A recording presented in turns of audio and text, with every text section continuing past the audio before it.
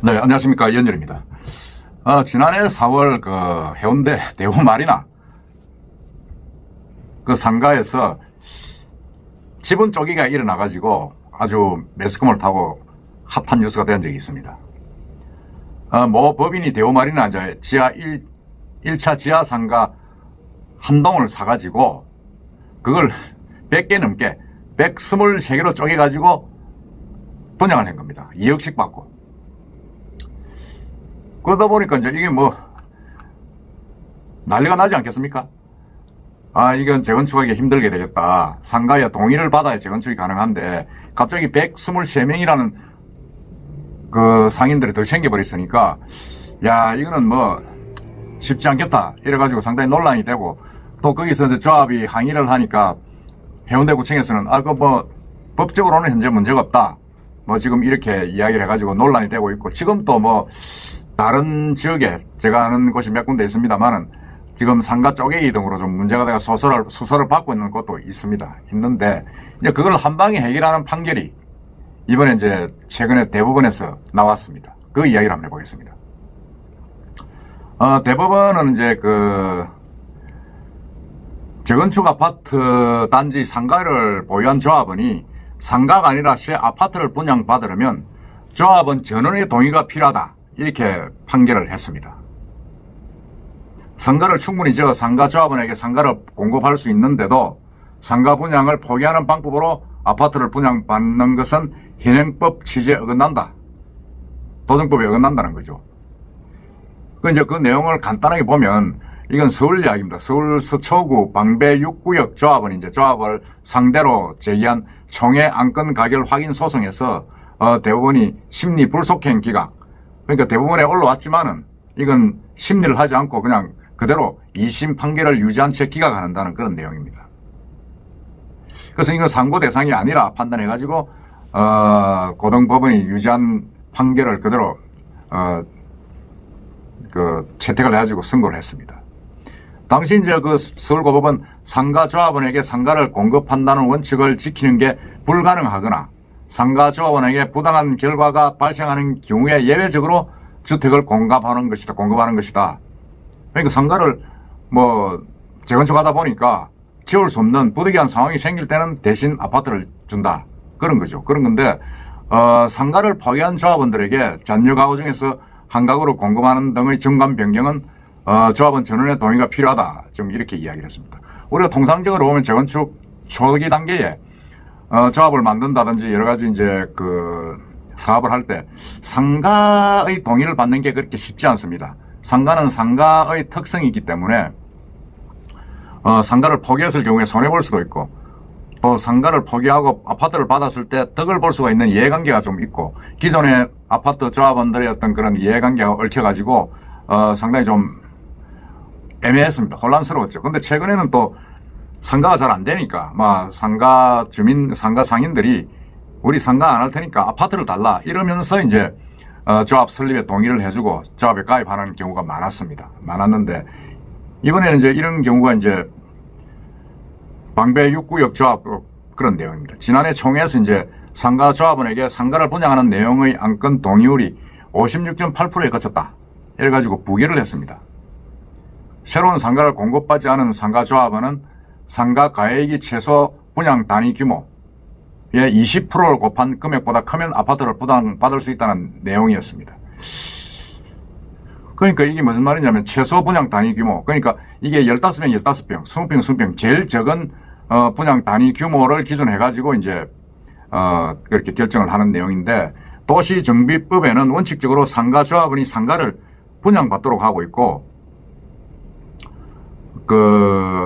상가 조합원이 아파트를 분양받지 못하도록 그렇게 규정이 되어 있습니다. 그런데 이제 조합원 자격을 상가에서 이제 상가 조합원에서 일반 주택 조합원으로 자격을 바꾸는 정관 내용 변경, 그건 조합원 3분의 2 이상의 동의가 필요하다. 이래가지고 이제 부결을 했습니다. 조합 67%가 동의를 해야 되니까 그렇게 되다 보니까 이제 상가 조합원들이 이제 반발을 해가지고 소송을 낸 겁니다. 소송을 냈는데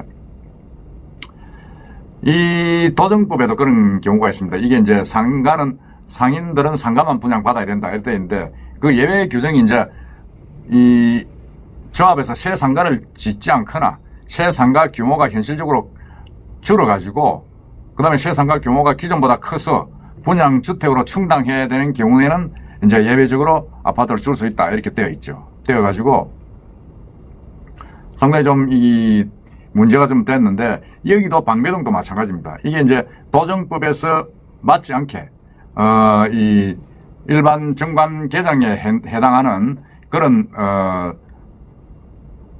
동의율을 적용을 한 거죠. 그리고 1심에서는 사실은 과반수 동의만 필요하다 이래가지고 그 상가조합원들이 승소를 했습니다. 승소를 했는데 고법에서는 이제 그렇지 않다 이렇게 조합에서는 3분의 2가 돼야 된다 이래가지고 시비가 붙은 겁니다.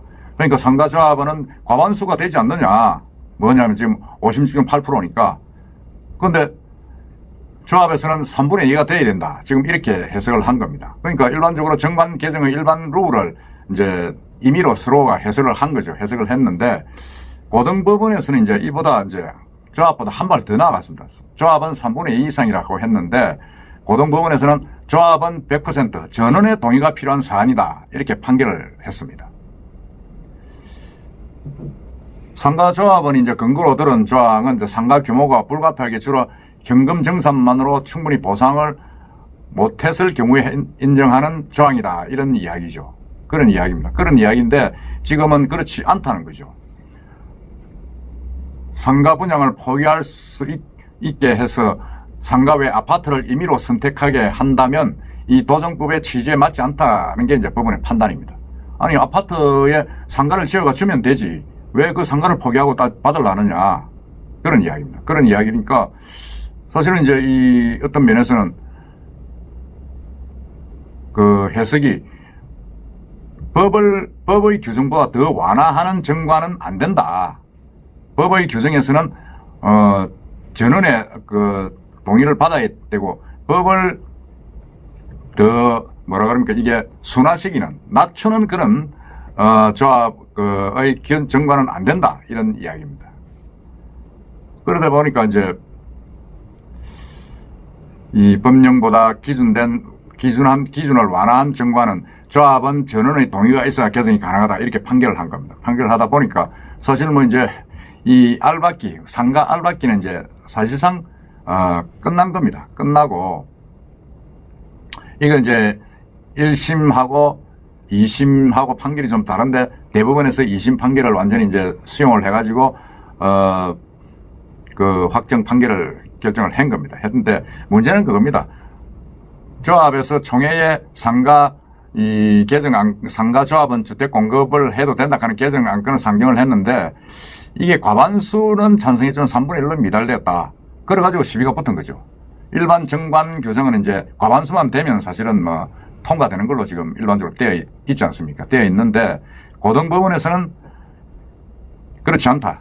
이거는 기존 도시정비법에 규정된 부분을 더 완화하는 규정의 정관이기 때문에 3분의 2가 아니라 더 나아가 만장일치 100%의 조합원의 동의가 있어야 된다. 지금 그렇게 이야기를 한 겁니다. 그러니까 엄청나게 이제 강해진 거죠. 강해지다 보니까 이제 이 뭐라 그럽니까, 상가 조합원들의 권리가 완전히 이제 제약당하고 정리가 된 겁니다. 그러니까 우리가 쉽게 이야기하는 알박기 같은 경우는 이제 거의 불가능해지게 된 거죠. 기존에 분양받은 것도 사실 좀 어렵게 되고, 그 다음에 이제 조합 설립할 때 조합원의 동의를 받는 그런 부분들도 아파트 줄게 동의해달라 하는 그런 부분도 이제 없어지게 됐습니다.